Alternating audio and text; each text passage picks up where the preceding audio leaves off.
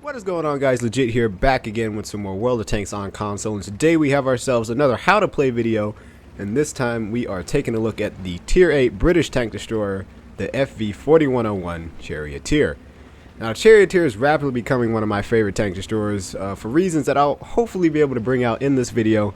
But the Charioteer is a fast, highly sneaky, turreted tank destroyer, but unlike the AT-15, which is the other Tier 8 British tank destroyer, this thing packs a big 105mm gun that puts out an average damage of 390.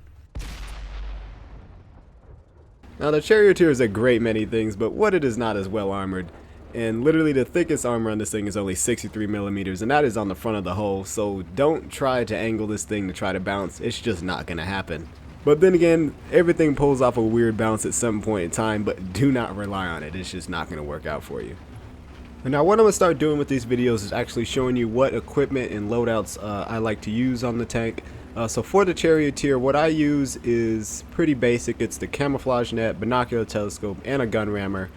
I also use the premium putting in T consumable that the British get. Don't really need a fire extinguisher with this thing.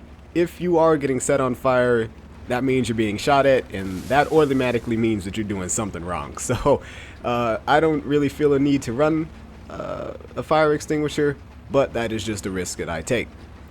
Also, the crew, I think right now all I have on my crew is basically just 6th Sense and camouflage, so nothing too crazy there. This is a pretty basic crew. Now, moving on to the next pictures I got for you here, basically showing you what the equipment that I'm using gives as a boost to the tank. On the left, you're seeing what it is currently with everything that I just told you, and on the right, in the little box, you're seeing what it was stock.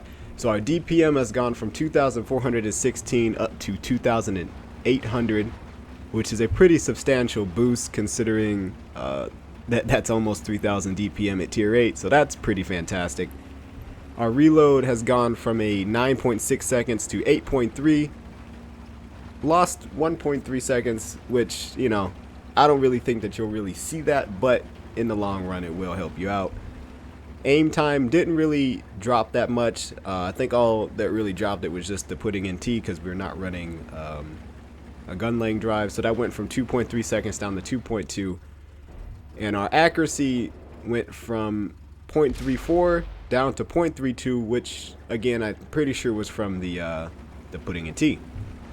Also, because we are running coated optics, or not coated optics, but binocular telescope, our view range went from 370 stock up to 482. Now, I do know that the view range caps out at 445, but just increasing it as much as you can means that you'll be able to spot people within that 445 view range quickly, even if they have better camo.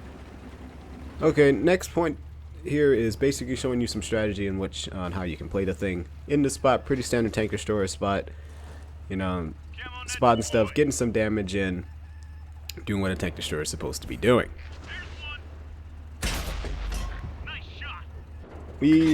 After we've taken out this tank, we've seen that there's nobody else over here. We need to leave.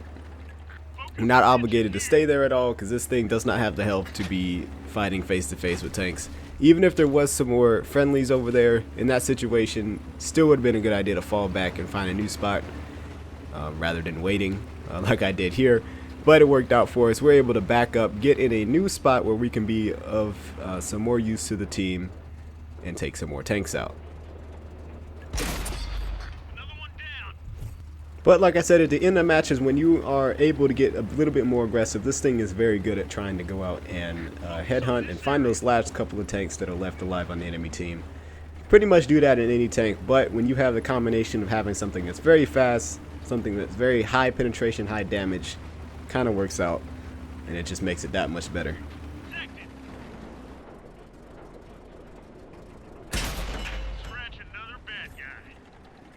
Okay, so the last point I wanted to bring out was this thing's camouflage. We're running the camouflage net. We got camo on the tank. We have the camouflage crew skill, also running putting in T. So we're getting almost everything we can get out of this this camo. And you're seeing this light tank has to proxy spot us before he can even see us. Granted, if we were to fire, he probably would light us up, but he had to get that close before he even saw us. How much more so would it be for something like a medium or a heavy that has worse view range? Just something to keep in mind while playing the tank. Okay, so just the last couple of points I wanted to bring out. One, this thing cannot ridgeline work. It's only got 5 degrees of gun depression, and that's really not enough to be trying to peek over hills and get the gun down and shoot. Gun elevation isn't that great as either, but you can work with that. Also, I wouldn't recommend trying the circle tanks if you do have the opportunity. Don't do it. They'll eventually catch up to you unless you're circling something really, really slow. Now, as we saw in the first clip, mid-match repositioning is quite easy in this thing because of that mobility, and also in-match hunting is also very easy, as we saw in the second clip. This thing's camouflage is very high. Cannot go wrong with that. What more could you ask of a tank destroyer? Like, be honest. So that's going to wrap this video, guys. I hope you've enjoyed. If you did, please consider leaving a like and also commenting on the video. Let me know what you guys think about the Charioteer. I do enjoy hearing from you guys. Don't forget to follow me on social media. All of that is in the description box down below. Thank you so much for watching, and I'll see you guys in the next one.